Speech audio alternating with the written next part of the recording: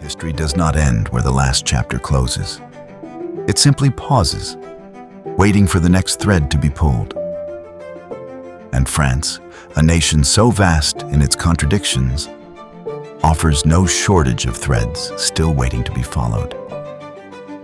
In our first journey through the strange and improbable corners of French history, we saw an emperor besieged by rabbits, a town that outlawed death itself, a king who reigned for the length of a passing thought.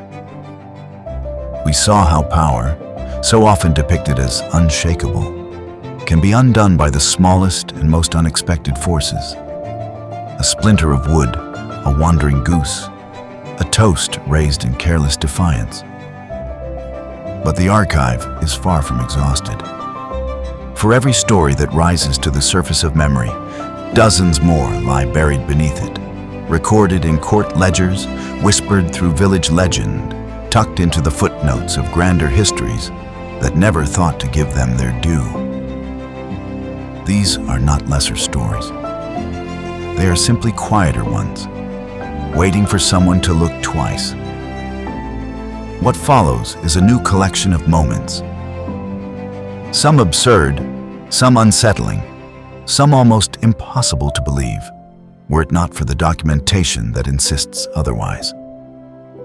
Once again, we will move beyond the marble halls and battlefield triumphs that dominate the textbooks and into the strange, human, unpredictable undercurrent that runs beneath them.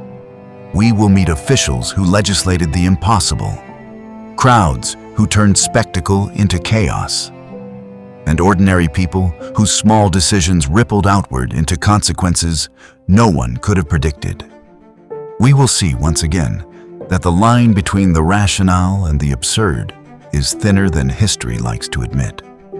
Because that is the truth this series keeps returning to. The grand narrative is only half the story. The rest is written in accidents, misunderstandings, and the peculiar logic of people doing their best to make sense of a world that rarely cooperates. So let us return once more to France. Not the France of postcards and monuments, but the France of strange decrees, improbable trials, and moments so unlikely they seem borrowed from fiction, yet are stubbornly, undeniably real.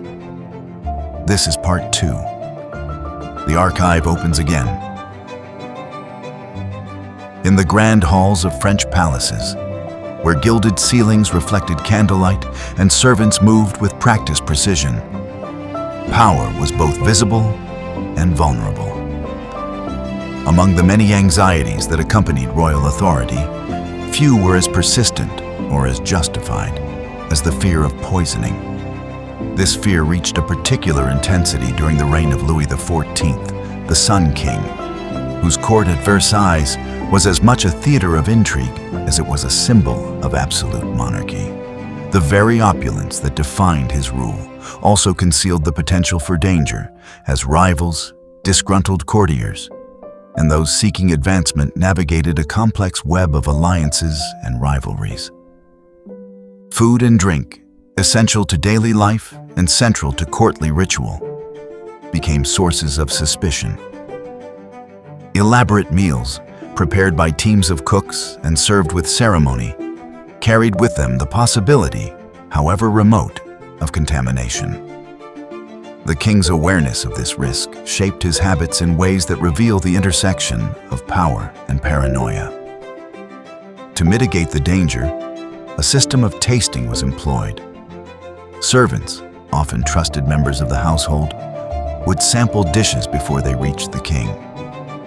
Their role was both practical and symbolic, demonstrating loyalty while providing a safeguard against potential threats.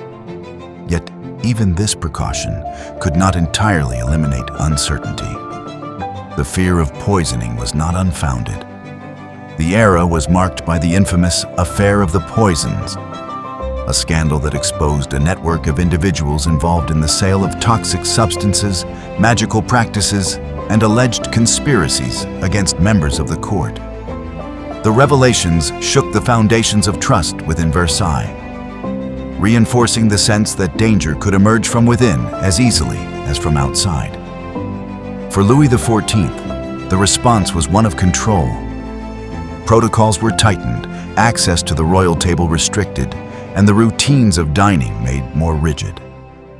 The king's meals, like many aspects of his life, became carefully managed performances, designed to project stability and authority while minimizing risk. This atmosphere of suspicion extended beyond the dining table.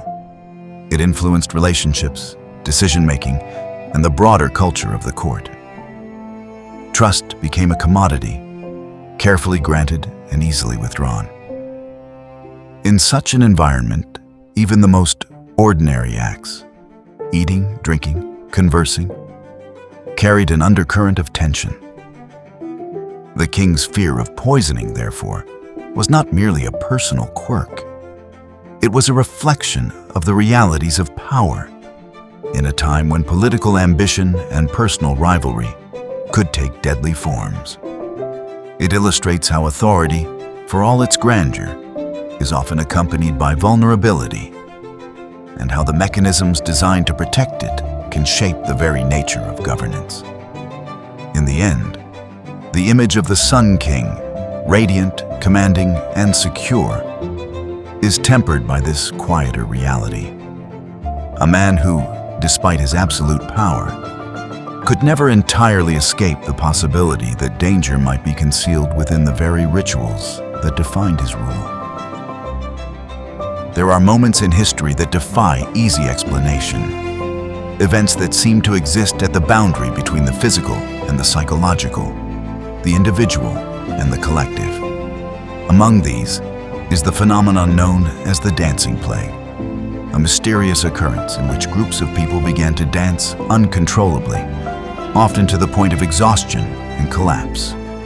While the most famous outbreak occurred in Strasbourg in 1518, the influence and echoes of such events extended into regions that would later become part of France, embedding themselves in local lore and historical accounts. The spectacle of individuals compelled to move without rest, driven by forces they could neither understand nor resist, captured the imagination and concern of contemporaries. Witnesses described scenes that were both mesmerizing and disturbing. Individuals would begin dancing in public spaces, streets, squares, and marketplaces, drawing others into their motion. The dancing would continue for hours, then days, sometimes weeks. Participants appeared unable to stop, even as their bodies weakened. Some collapsed from exhaustion. Others suffered injuries from the relentless movement. Authorities and observers struggled to interpret what they saw. Explanations ranged from divine punishment to demonic possession, from environmental factors to psychological contagion. In an era where the boundaries between natural and supernatural explanations were fluid, the dancing plague occupied a space of profound uncertainty. Attempts to address the phenomenon were varied and often contradictory. In some cases, musicians were brought in to accompany the dancers, under the belief that structured movement might bring the episode to a resolution. In others, the afflicted were removed from public view, isolated in an effort to contain what was perceived as a spreading condition.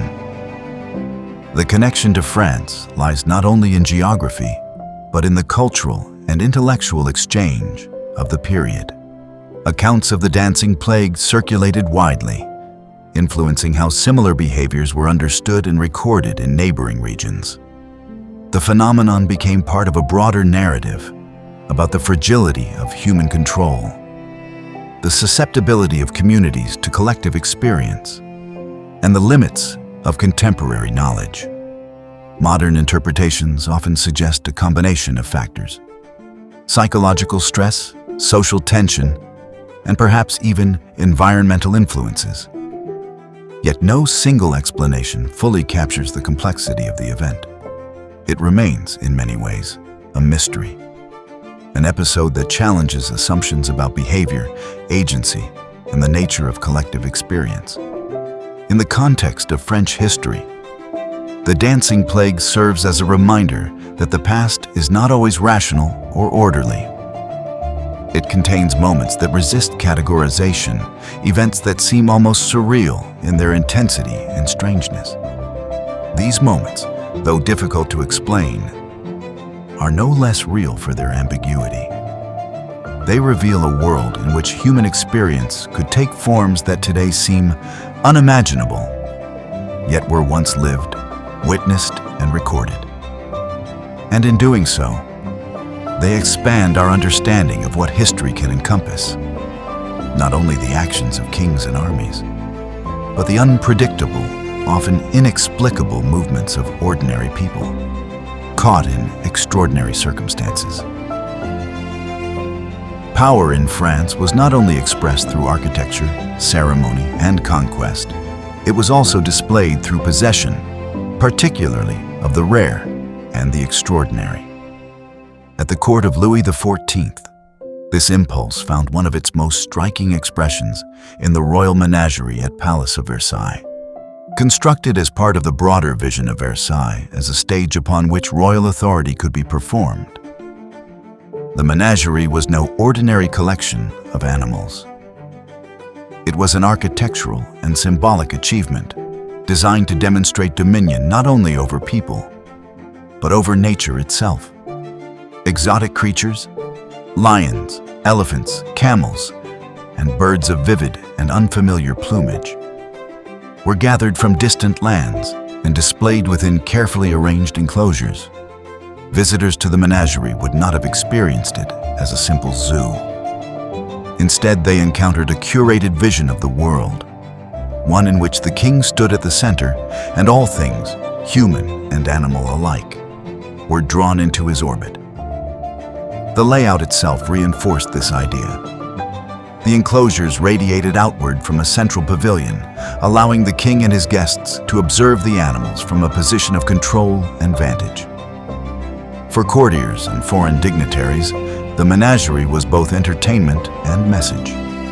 It spoke of France's reach, its wealth, and its ability to command resources from across the globe.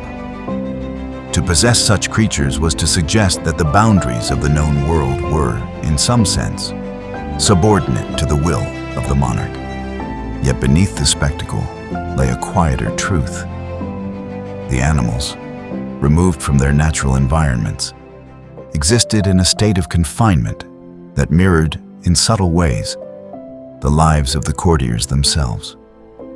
Just as the exotic beasts were displayed for observation, so too were the nobles bound by the rituals and expectations of court life. Their movements and behaviors shaped by proximity to power. The menagerie also reflected the era's curiosity about the natural world. It was a place where observation and wonder coexisted, where the unfamiliar could be studied and admired. In this sense, it contributed to the broader intellectual currents of the time, even as it remained firmly rooted in the politics of display. Over time, the menagerie declined, its purpose fading as tastes and priorities shifted. Yet, its memory endures as one of the more unusual expressions of royal ambition, a place where lions roared not in the wild, but within the carefully measured boundaries of a king's domain. It stands as a reminder that power often seeks to make itself visible, not only through grand gestures, but through the accumulation and presentation of the extraordinary. And in doing so, it reveals as much about human nature as it does about the animals it sought to command. Public executions in France were, for centuries, both acts of justice and performances of authority. They were designed to demonstrate the consequences of defiance, to reinforce the power of the state, and to provide a form of communal witnessing. Yet among these events, some stood out not for their solemnity, but for the strange and almost theatrical manner in which they unfolded. The execution of François Ravaillac in 1610 is one such example. Ravaillac, the man who assassinated King Henry IV, was subjected to a punishment intended not only to end his life, but to serve as a warning of the most extreme kind. The method chosen was one of the most brutal available, reflecting both the gravity of his crime and the desire to make an unforgettable statement. Crowds gathered in vast numbers to witness the event. The atmosphere was charged with anticipation, fear, and a kind of morbid curiosity. Vendors sold food and drink. Spectators jostled for position, eager to see what would unfold. The execution ground became, in effect, a stage upon which the drama of justice was enacted. What followed was not a swift or orderly conclusion, but a prolonged and chaotic spectacle. The procedures, designed to be precise and symbolic, encountered difficulties. The process took longer than expected, and the sheer intensity of the event created an atmosphere that oscillated between horror and fascination. The crowd reacted visibly, their emotions shifting as the execution progressed. In this moment, the intended message of authority became entangled with the unpredictable dynamics of public spectacle. The execution, meant to assert control, revealed instead the volatile nature of collective experience. The crowd was not merely a passive audience, it was an active participant, its reactions shaping the meaning of the event. The case of Ravaillac illustrates a broader truth about public punishment in early modern France. These events were never purely about justice. They were about communication, about sending a message to the population, about reinforcing norms, and about demonstrating the consequences of transgression. Yet in their very public nature, they also opened themselves to interpretation, emotion, and even unintended outcomes. Over time, attitudes toward such spectacles began to change. The brutality that once seemed necessary came to be viewed with increasing discomfort. The shift reflected broader transformations in society, including evolving ideas about justice, humanity, and the role of the state. Looking back, the execution of Ravaillac stands as a stark example of how power can manifest in extreme forms, and how those forms can both achieve and undermine their intended purpose. It is a reminder that the line between authority and spectacle is often thin, and that the human response to both can be as unpredictable as it is profound.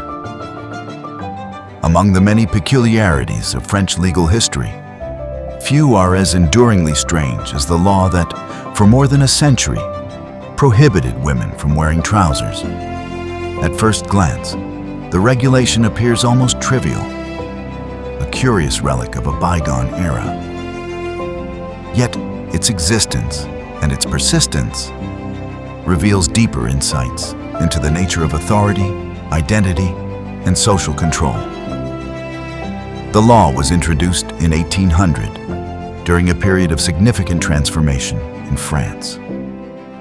The upheavals of the revolution had challenged traditional hierarchies and norms, creating a sense of uncertainty about roles and boundaries. In this context, clothing became more than a matter of personal choice. It was a visible marker of identity and social order. Trousers, associated with male attire and increasingly linked to notions of citizenship and participation in public life, became a point of contention. By restricting their use, authorities sought to maintain a clear distinction between genders, reinforcing a structure that had been destabilized by recent events. The regulation required women who wished to wear trousers to obtain permission from the police, a stipulation that underscores the extent to which personal expression could be subject to official oversight. In practice, enforcement varied, and exceptions were sometimes granted, particularly for activities that necessitated practical clothing, such as horseback riding or certain forms of labor.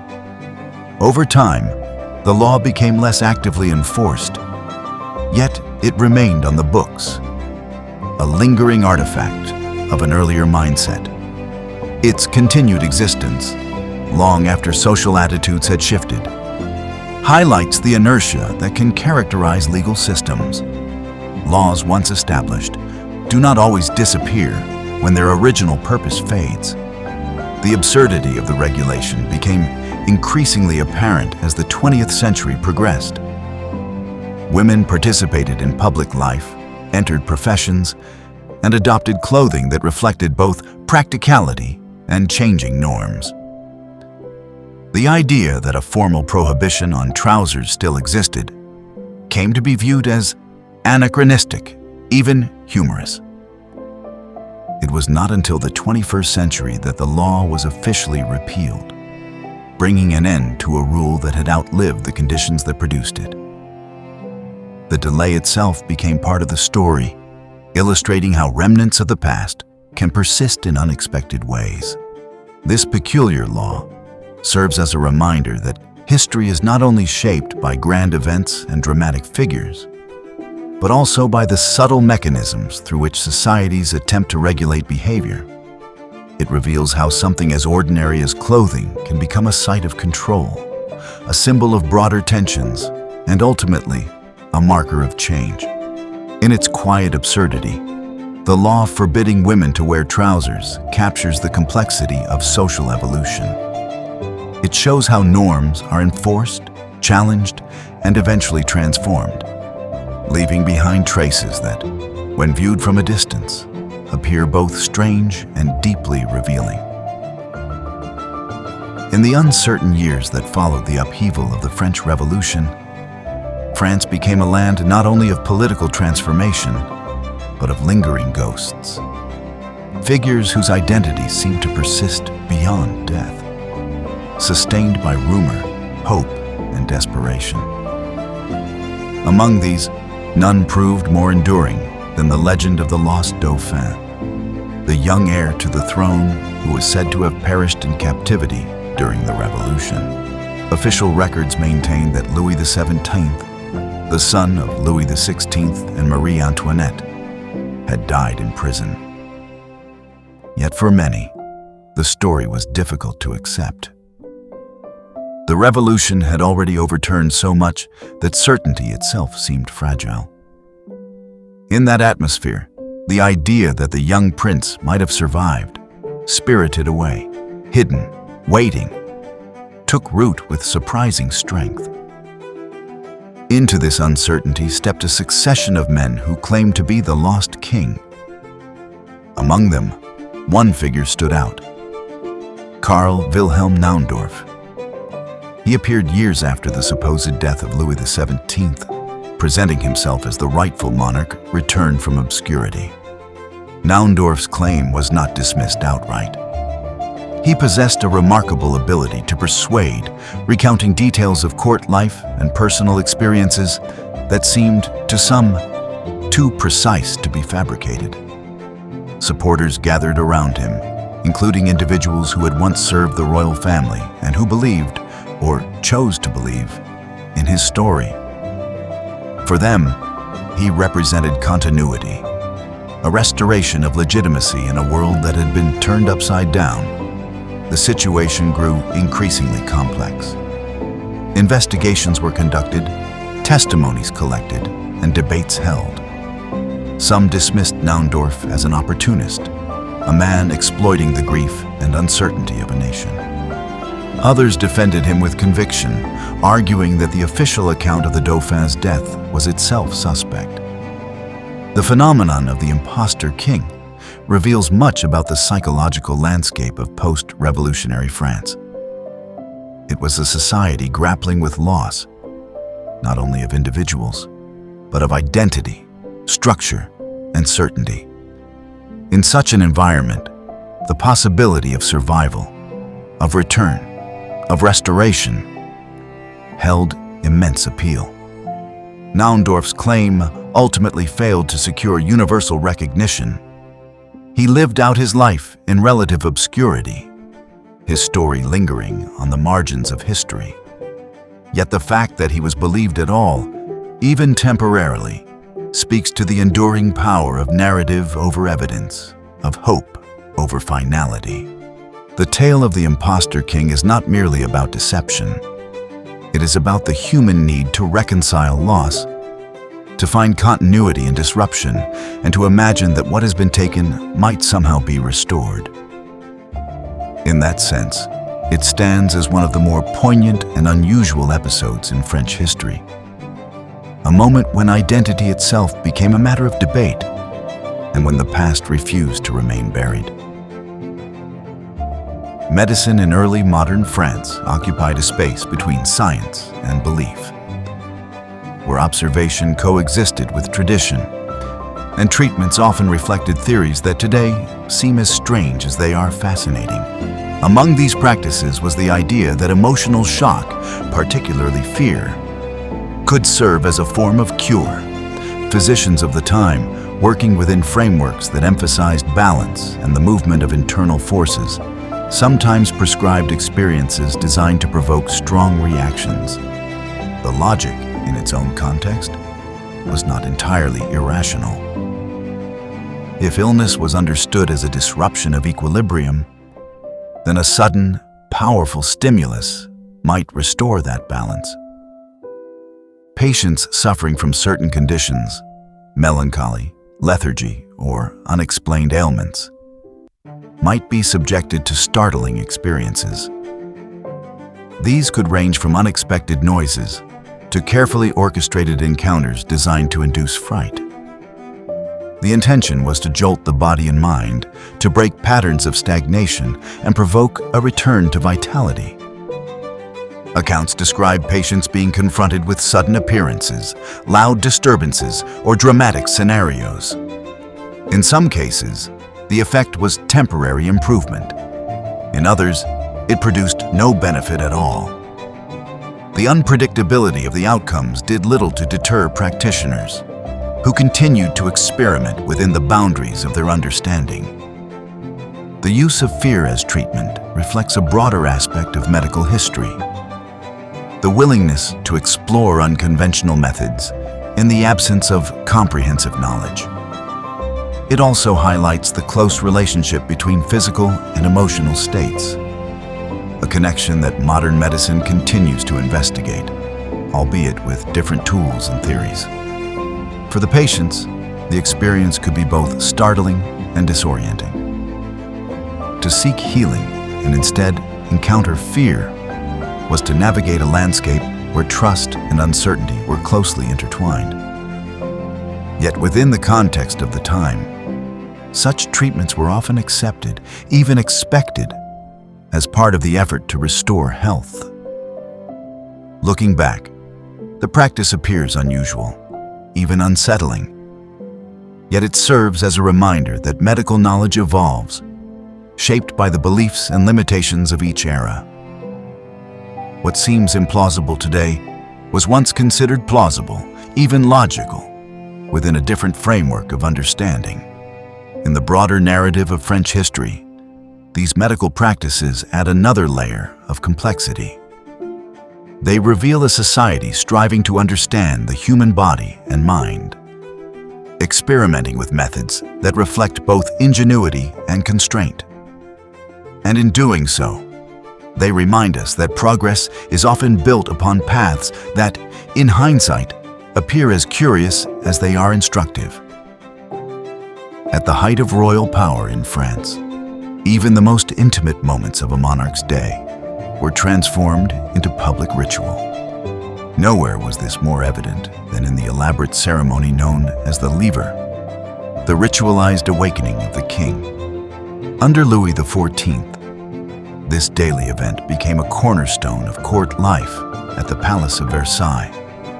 What might, in another context, have been a private moment, rising from bed, was instead a carefully choreographed sequence involving numerous participants, each assigned a specific role. The ceremony unfolded in stages. Selected courtiers were admitted to the king's chamber as he awoke. Their presence was not incidental, it was a privilege, granted according to rank and favor. To be present at the lever was to be seen, to be acknowledged, and to participate in the performance of power. Each action was deliberate. The presentation of garments, the offering of water, the assistance in dressing, all were carried out according to established protocol. Even the order in which individuals approached the king was significant, reflecting the intricate hierarchy of the court. For Louis XIV, the lever was more than routine. It was a means of control.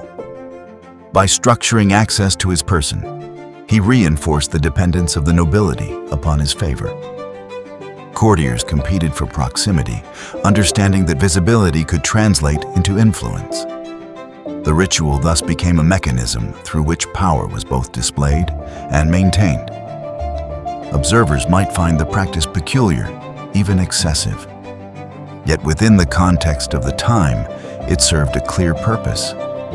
It transformed the king's daily life into a continuous demonstration of authority, embedding the idea of monarchy into the fabric of everyday experience.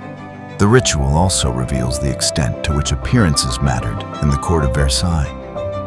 Reality and performance were intertwined, each reinforcing the other. The king's body, his actions, even his awakening, became symbols through which the state itself was expressed. Over time, such rituals came to be viewed as emblematic of the excesses of the monarchy. They contributed to perceptions of distance between the royal court and the broader population. Perceptions that would later play a role in the tensions leading to revolution. Yet, in their own moment, these ceremonies were effective. They created a world in which power was not only exercised, but continuously enacted. And in that enactment, they left behind one of the more unusual and revealing aspects of French history. A reminder that authority can be constructed as much through ritual as through action. In the long centuries before revolution reshaped France, the burdens placed upon its people were not always dramatic in appearance. They did not always arrive in the form of armies or decrees shouted in public squares. Sometimes they were quiet, persistent, and woven into the necessities of daily life. Among the most resented of these burdens was the salt tax, known as the gabelle, a policy so peculiar in its enforcement and so heavy in its consequences that it became one of the most infamous grievances in French history. Salt, in the pre-industrial world, was indispensable. It preserved food, sustained livestock, and ensured survival through winter months when fresh supplies were scarce. To control salt was, in effect, to control life itself. Recognizing this, the French monarchy turned it into a source of revenue, imposing strict regulations on its production, distribution, and sale. What made the gabelle particularly unusual was not merely its existence, but its uneven application. France was divided into regions with differing rates and rules, creating a patchwork of taxation that seemed arbitrary and unjust. In some areas, salt was heavily taxed. In others, it was more accessible. This disparity gave rise to widespread resentment, as neighboring communities found themselves subject to vastly different conditions. The law went further still. In certain regions, individuals were required to purchase a fixed quantity of salt each year, regardless of need. This obligation, known as the sel de devoir, meant that families were compelled to buy more than they could use, a requirement that placed additional strain on already limited resources. The act of acquiring salt became not just a necessity, but a legal obligation enforced by the state. Inevitably, such a system gave rise to resistance. Smuggling became a widespread and often dangerous activity. Those who transported untaxed salt, known as faux sauniers, risked severe punishment if caught. Yet the trade persisted, driven by necessity and the desire to circumvent a system perceived as unjust. Enforcement was strict. Officials patrolled roads, inspected goods, and pursued those suspected of violating the law. The penalties could be harsh, ranging from fines to imprisonment.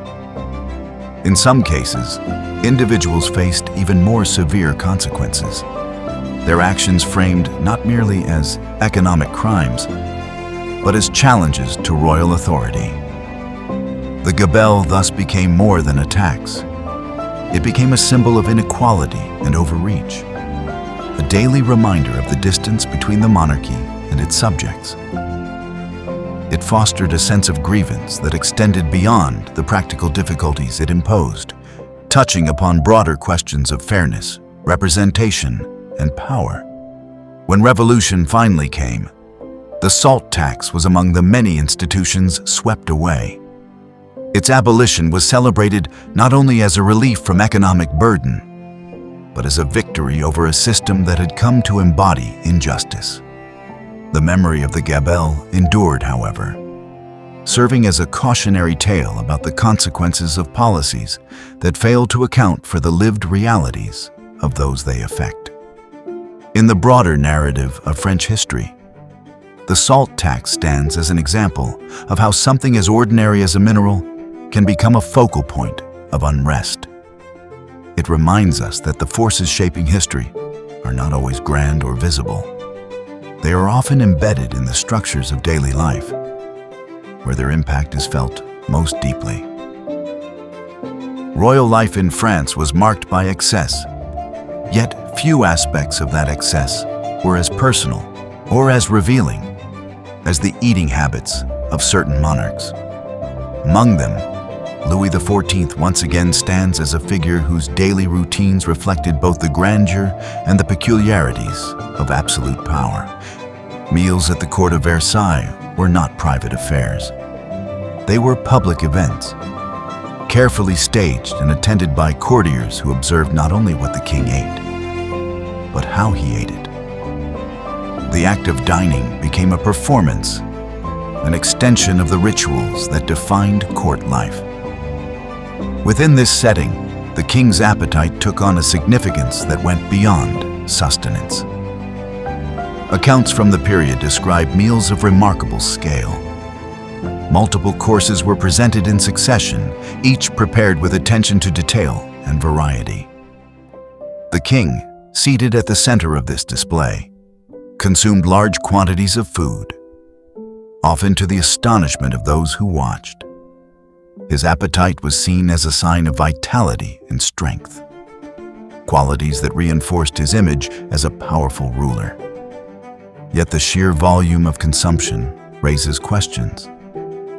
Was it genuine hunger, or was it shaped by expectation? In a court where every action was observed and interpreted, the king's behavior carried symbolic weight. To eat heartily was to demonstrate vigor. To decline might suggest weakness. In this way, even the most basic human activity became intertwined with the demands of representation. The consequences of such habits were not always benign. Overindulgence could lead to discomfort, illness, and long-term health effects. Yet the structure of court life made moderation difficult.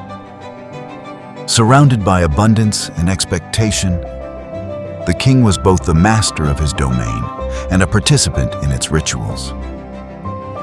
This aspect of royal life reveals the paradox of power. While the king commanded vast resources and authority, he was also subject to the pressures of performance. His actions were not entirely his own. They were shaped by the need to embody an ideal, to maintain an image that sustained the very system he controlled. The story of the king who ate to exhaustion is not merely about excess. It is about the intersection of personal behavior and public expectation, about the ways in which power can both liberate and constrain. It reminds us that even those at the pinnacle of authority are influenced by the structures they inhabit, and that the line between choice and obligation can be difficult to discern. In the end, the image of the king at table, surrounded by courtiers, consuming with apparent ease, serves as both a symbol of abundance and a reflection of the complexities of life at the center of power. Justice in historical France was not always concerned with quiet resolution or private correction. Instead, it often sought visibility. Punishments were designed not only to penalize the individual, but to communicate a message to the broader community. Among the more unusual and enduring forms of such punishment was the practice of public humiliation. One of the most recognizable instruments of this approach was the pillory, a wooden framework in which offenders were restrained, their heads and hands exposed for all to see. Positioned in public spaces such as marketplaces or town squares, the pillory transformed punishment into spectacle. The condemned individual, unable to move freely, became the focus of communal attention. Passers-by might stop to observe, to comment, or to participate. Objects could be thrown, insults shouted, and reactions expressed in ways that blurred the line between justice and entertainment. The experience was as much about social judgment as it was about legal consequence. The offenses that led to such punishment varied. They could include minor crimes, breaches of trust, or acts deemed disruptive to social order. The severity of the punishment was not always proportional to the offense, reflecting a system in which the symbolic impact of justice was often prioritized. Public humiliation served multiple purposes. It reinforced norms by demonstrating the consequences of deviation. It provided a form of collective participation in the administration of justice, allowing the community to express its disapproval. And it acted as a deterrent, a visible reminder of the risks associated with transgression. Yet the practice also revealed the potential for excess.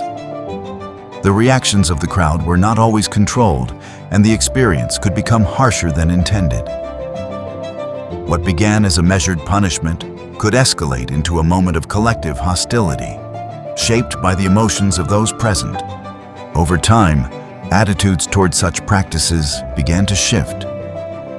The emphasis on public spectacle gave way, gradually, to approaches that prioritized privacy and proportionality. The change reflected broader transformations in ideas about justice, dignity, and the role of the state.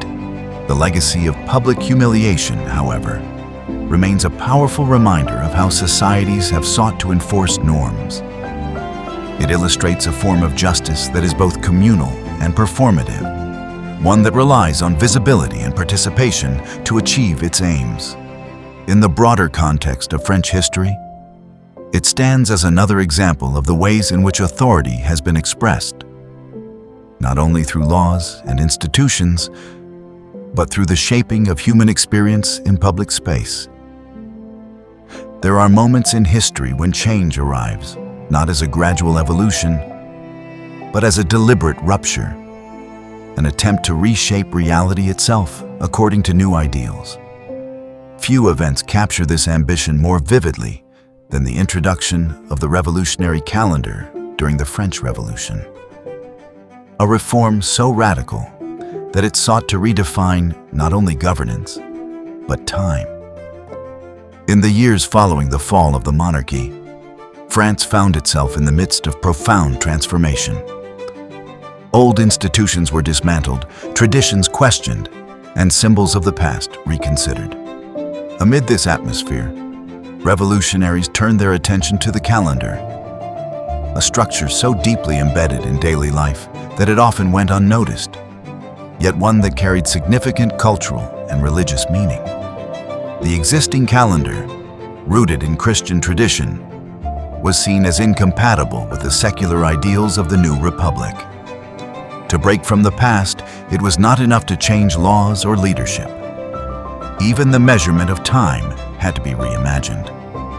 Thus emerged the revolutionary calendar, a system designed to reflect reason, nature, and the principles of equality.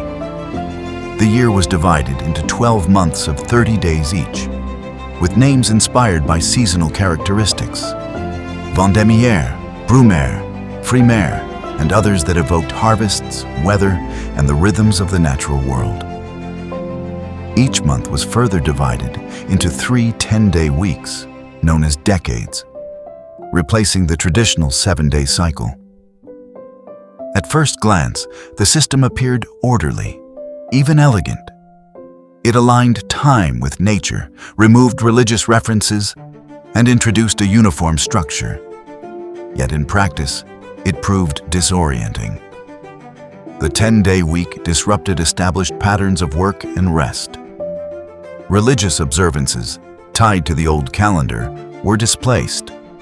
Even the simple act of remembering dates became a challenge, as familiar markers vanished. For ordinary people, the change was not merely administrative, it was experiential. Markets, festivals, and routines were all affected. The passage of time, once guided by familiar rhythms, became something unfamiliar, imposed rather than inherited. The calendar, intended as a symbol of rational progress, revealed the difficulty of altering structures that shape daily life at a fundamental level. Despite its ambitious design, the revolutionary calendar struggled to gain lasting acceptance. Resistance, confusion, and practical difficulties limited its effectiveness.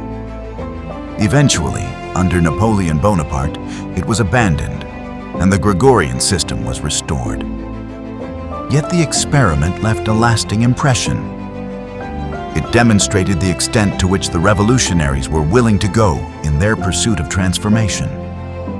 To change time itself was to assert that nothing was beyond reconsideration. Not tradition, not belief, not even the framework through which life was measured. In the broader narrative of French history, the revolutionary calendar stands as one of the most striking examples of human ambition intersecting with the limits of practicality. It reveals a moment when ideals sought to reshape reality, and when the very concept of time became a battleground between past and future. Language is often seen as a living, evolving entity, shaped by the people who use it. Yet in France, it has also been the subject of careful preservation, guided by an institution whose mission borders on the extraordinary, the Académie Française. Founded in the 17th century, the Académie was tasked with overseeing the French language, ensuring its clarity, elegance, and consistency. Its members, known as immortals, were entrusted with the responsibility of defining proper usage, compiling dictionaries, and safeguarding the language against what they perceived as corruption or decline. What makes this endeavor particularly unusual is the extent to which language, an inherently fluid and adaptive system, has been subjected to formal regulation. The Académie has issued rulings on vocabulary, grammar, and even the acceptance of foreign words, often resisting changes that emerge from everyday usage. This tension between prescription and evolution has produced moments of both seriousness and subtle absurdity. New terms, especially those related to technology or global culture, have sometimes been met with official alternatives that struggle to gain traction among the public. The effort to maintain linguistic purity can appear at times like an attempt to hold back the tide. Yet the persistence of the Académie reflects a deeper cultural value. The belief that language is not merely a tool, but a heritage. To preserve it is to preserve identity, continuity, and a sense of national character. In this view, words are not only means of communication, but vessels of history and meaning. For speakers of French, the influence of the Académie is both visible and subtle. Its decisions shape education, publishing, and official communication, even as everyday speech continues to evolve in its own ways. The result is a dynamic interplay between authority and usage, between preservation and change. In the context of this collection of outlandish historical facts, the Académie Française stands as a quieter kind of curiosity.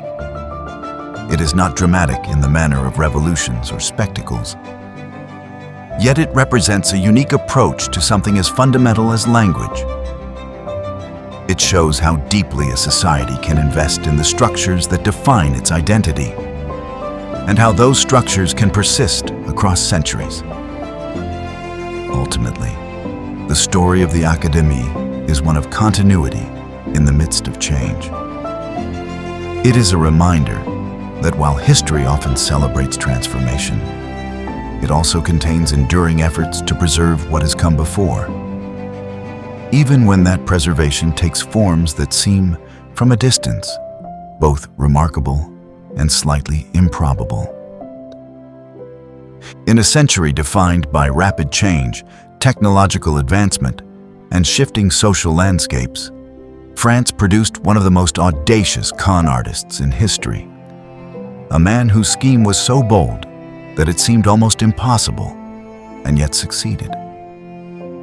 His story centers on one of the most recognizable structures in the world, the Eiffel Tower. The man in question was Victor Lustig, a figure whose charm, intelligence, and understanding of human psychology allowed him to operate at a level few could imagine. In the 1920s, Lustig devised a plan that hinged on a simple yet extraordinary premise. He would sell the Eiffel Tower. At the time, the tower, though iconic today, was not universally beloved. It required maintenance, and discussions about its future created an atmosphere of uncertainty.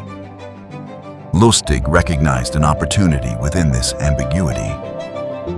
Posing as a government official, he contacted a group of scrap metal dealers, inviting them to a confidential meeting. In a carefully orchestrated presentation, Lustig explained that the government intended to dismantle the tower and sell it for scrap.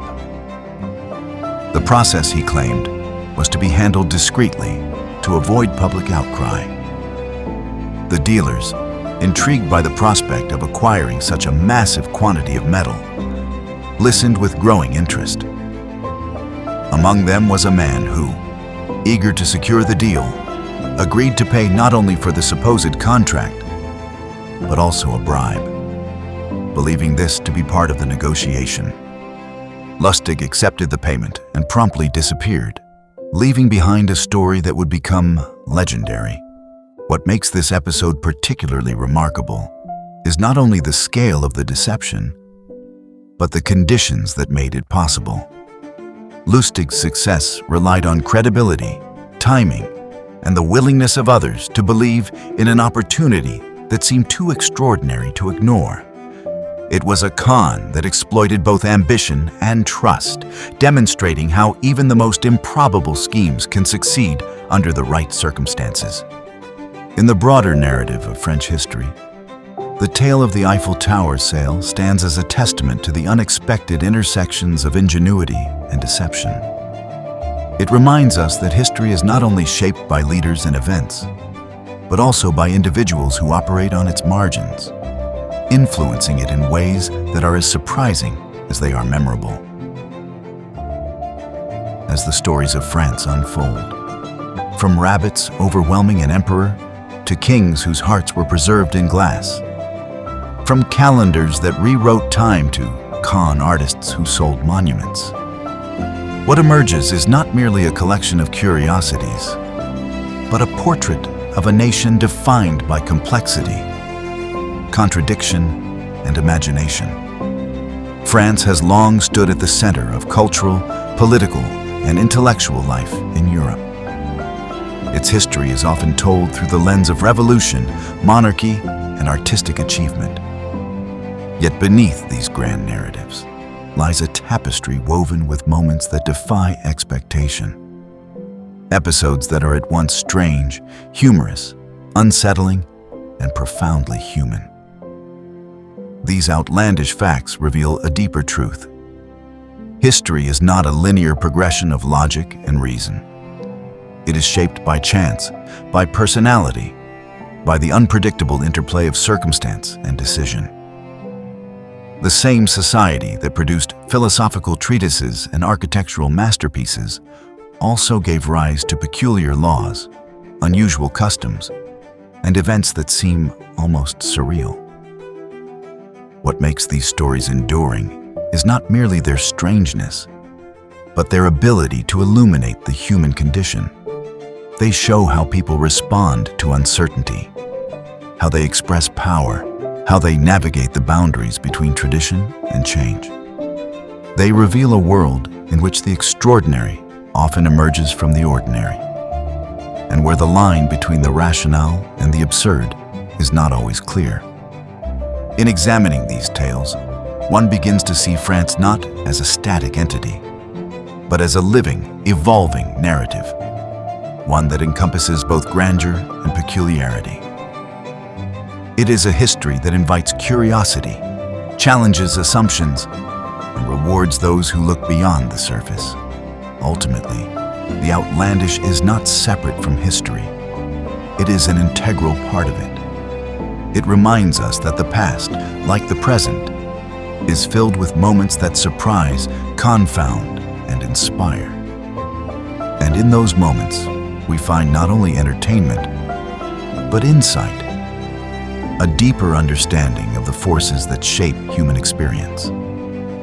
France, in all its richness and contradiction, stands as a testament to this truth. Its history is not only a record of what happened, but a reflection of the many ways in which life can unfold, unexpected, extraordinary, and endlessly fascinating. History, when viewed from a distance, often appears orderly. It is arranged into timelines, punctuated by revolutions, wars, reigns, and reforms. It suggests continuity, a sequence of causes and consequences that unfold with a kind of inevitability. Yet, when one steps closer, when one listens not only to the grand declarations of kings and assemblies, but to the quieter, stranger echoes that linger in the margins, a different portrait emerges. France, perhaps more than most nations, embodies this duality. It is a land where the ideals of liberty, equality, and fraternity reshaped the modern world, where intellectual movements altered the course of global thought, and where art, language, and philosophy reached extraordinary heights. But alongside these achievements exists another history, one less frequently told, yet no less revealing. It is a history of rabbits overwhelming emperors, of preserved hearts resting in glass, of laws dictating what one may wear, of time itself being dismantled and rebuilt. These stories are not anomalies. They are not distractions from the real history. They are, in many ways, its essence. For within them lies the unpredictable nature of human life. The same society that constructs systems of order also produces moments of absurdity. The same individuals who strive for control encounter forces, whether natural, social, or psychological, that resist it. And in that resistance, history takes on its most compelling forms. Consider the figures who have appeared throughout these tales. Napoleon Bonaparte, whose campaigns reshaped Europe, is remembered not only for strategy and conquest, but for a moment of retreat before a tide of rabbits. Louis XIV, the embodiment of absolute monarchy, presided over rituals so elaborate that even his awakening became a performance. Victor Lustig, operating far from the halls of power, demonstrated that influence could be wielded through deception as effectively as through authority. These individuals, though vastly different in status and intent, share a common thread. They reveal the limits of control. Power can be asserted, systems can be designed, laws can be enforced. But unpredictability remains. It is present in the behavior of animals, in the reactions of crowds, in the persistence of belief, and in the creativity of those who challenge the boundaries of what is possible. The settings themselves contribute to this narrative. The grandeur of the Palace of Versailles, with its ordered gardens and carefully constructed spaces, contrasts with the chaos of medieval games played in open fields and crowded streets. The towering presence of the Eiffel Tower, a symbol of modernity and engineering, becomes the stage for one of history's most audacious deceptions. These places, like the people who inhabit them, exist at the intersection of intention and unpredictability. What emerges from this exploration is not a series of isolated curiosities, but a pattern, a recognition that the unusual is woven into the fabric of history. It is not separate from the grand narratives. It is embedded within them, shaping their course in subtle and unexpected ways. The salt tax, for example, was not merely an economic policy. It was a daily burden that fostered resentment, contributed to unrest, and ultimately played a role in the conditions that led to revolution. The revolutionary calendar was not just a reform. It was an attempt to redefine reality itself, to impose a new order on something as fundamental as time. Even the regulation of clothing reveals how deeply societies invest in the control of identity and expression. These are not trivial matters. They are reflections of the ways in which power operates, not only through visible acts of governance, but through the shaping of everyday life. And in that shaping, the potential for the unexpected is always present. There is also, within these stories, a sense of continuity. The past is not entirely separate from the present. The tensions, the innovations, the peculiarities, they echo across time. Modern societies, for all their advancements, are not immune to similar patterns. Laws persist beyond their relevance. Systems are designed with precision, yet produce unforeseen consequences. Individuals continue to challenge norms, to exploit opportunities, to create stories that future generations will find equally improbable. In this way, the outlandish facts of French history serve a larger purpose. They remind us to approach the past with curiosity rather than assumption, to recognize that beneath the surface of any narrative lies a complexity that resists simplification. They encourage a perspective that values not only the monumental, but the peculiar, the moments that disrupt expectations and invite deeper reflection. For the historian, these stories offer an opportunity to engage with the past in a more nuanced way. They challenge the tendency to prioritize only what appears significant, suggesting instead that significance can be found in the unexpected. They demonstrate that understanding a society requires attention not only to its institutions and achievements, but to its contradictions, its improvisations, and its moments of strangeness. For the observer, they provide something equally valuable: a sense of connection. The people of the past, often perceived as distant or fundamentally different, become more recognizable when viewed through these episodes. Their actions, whether practical, misguided, inventive, or absurd, reflect concerns and impulses that remain familiar. They sought solutions to problems, navigated systems of power, responded to uncertainty, and at times found themselves caught in situations beyond their control. This recognition does not diminish the uniqueness of history. It enhances it. It reveals that the past is not a static record, but a dynamic interplay of forces, shaped by individuals whose experiences resonate across time. As the tale of these 30 outlandish facts comes to a close, it leaves behind more than a collection of stories. It offers a perspective, a way of seeing history that embraces its complexity, acknowledges its unpredictability, and finds meaning in its most unusual moments. France, in all its depth and diversity, stands as a testament to this perspective.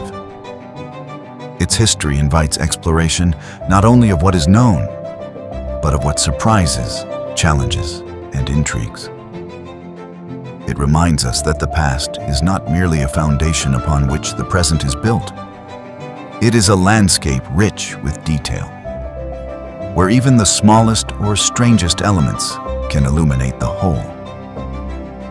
And perhaps that is the enduring lesson, that history is not only written in the grand halls of power or the decisive moments of change, but also in the unexpected, the rabbit that charges, the toast that defies, the law that lingers, the deception that succeeds.